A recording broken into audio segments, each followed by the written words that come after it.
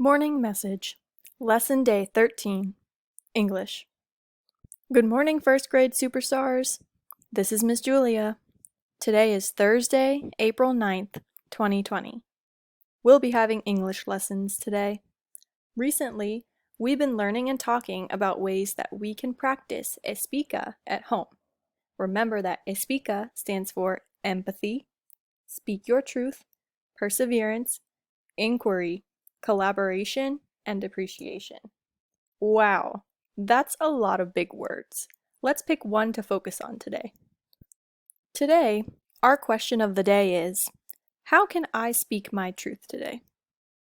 When we speak our truths, we are being honest with ourselves and others about how we feel and what we think. For example, I feel really happy when we cook together. Or, I don't like it when you call me that nickname.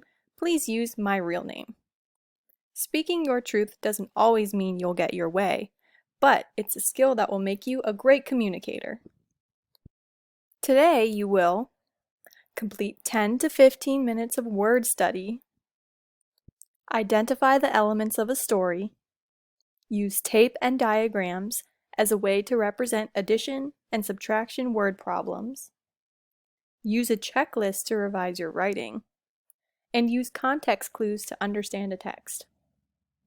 Remember, we're here to help if you have any questions or need some extra support. Parents, don't forget to sign up for office hours. Office hours are an opportunity for you to express questions or concerns about content. Instruction does not occur during office hours. Love, Mr. CJ, Miss Nadia Rose, Miss Giovanna, and Miss Julia.